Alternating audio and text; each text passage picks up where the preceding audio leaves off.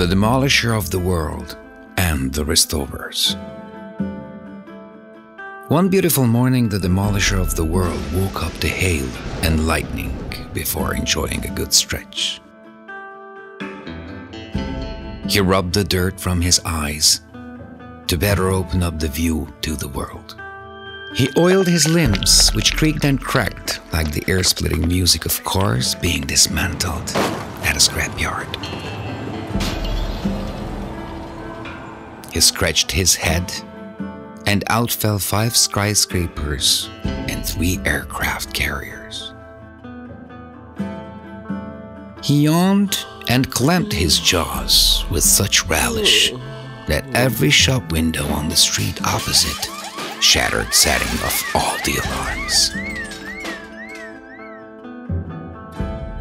It occurred to him that while he had been unsuspectingly napping, his mother may have snuck in and tidied up in the flat. This infuriated him, and he hurled the piano out of the window, the closed window.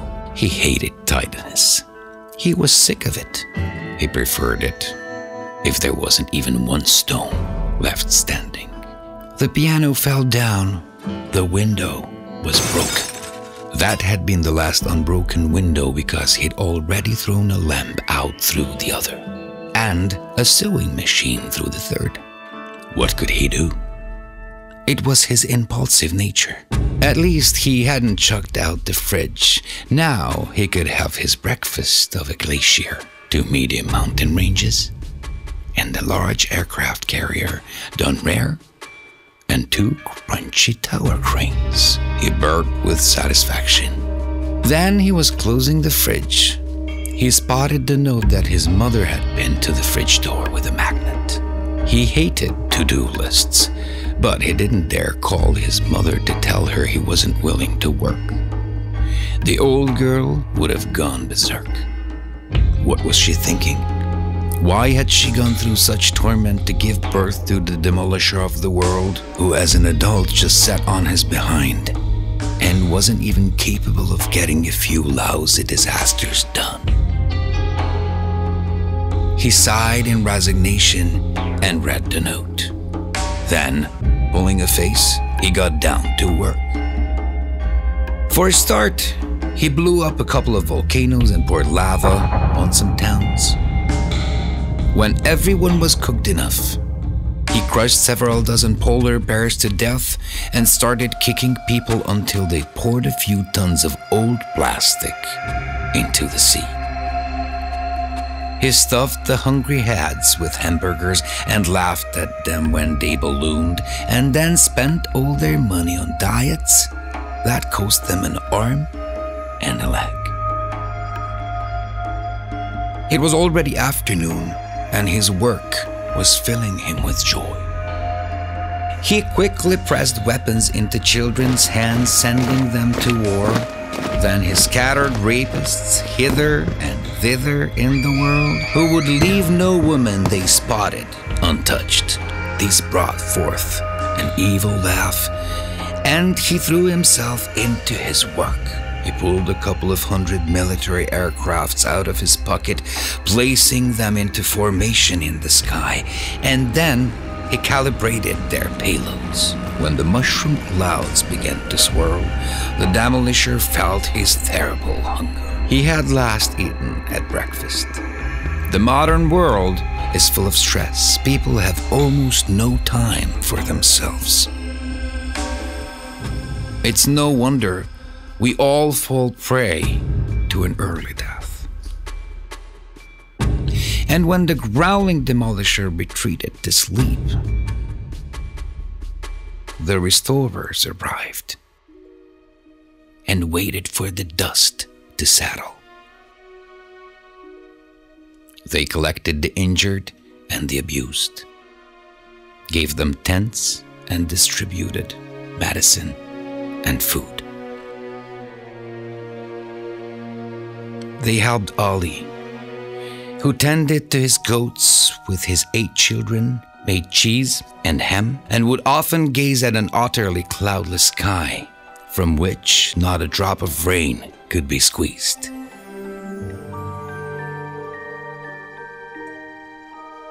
And the restorers brought gigantic machines, broke up mounds of earth, deepened ditches, dug out lakes, and constructed dams, while goat drank from the waters of the earth and bleated more happily, while the bells tied to their horns could be heard from far, lest they wandered astray.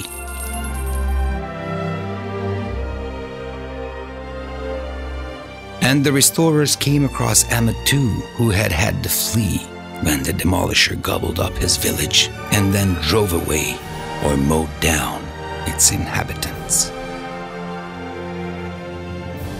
Sitting alone by the side of the road, Emad was humming a cheap old song, tossing a stone from one palm to another. He raised the stone and let it fall into his other hand. Then raised it again, let it drop into the other. Then he started all over again. He did this exactly 410 times. Hungry and thirsty, his eyes were dry. He had no more tears.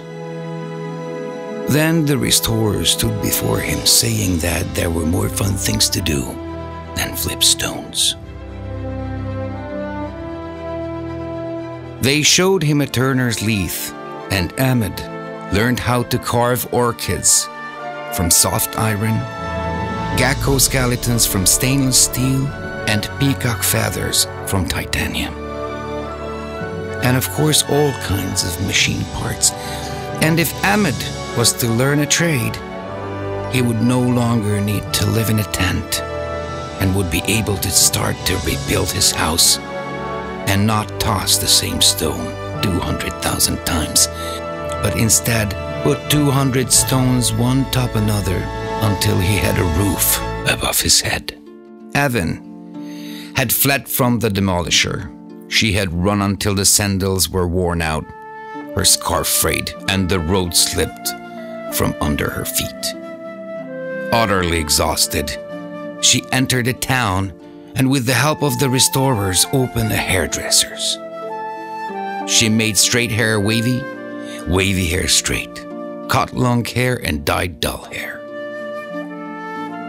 The locals became angry with her because they thought a woman shouldn't be cutting hair, but should sit at home, do craft work, cook, and clean.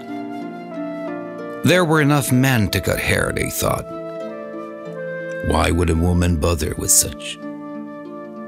They threatened to tell the Demolisher if they saw her at it again. It'd give her thrashing. But the restorers did not desert her. They helped her to expand her business so she could make a living from her trade.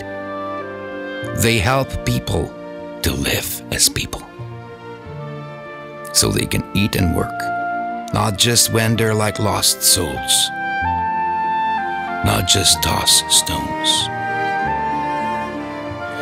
not just stare at the sky praying it will release a drop of rain. Shh, the Demolisher of the world might still be asleep.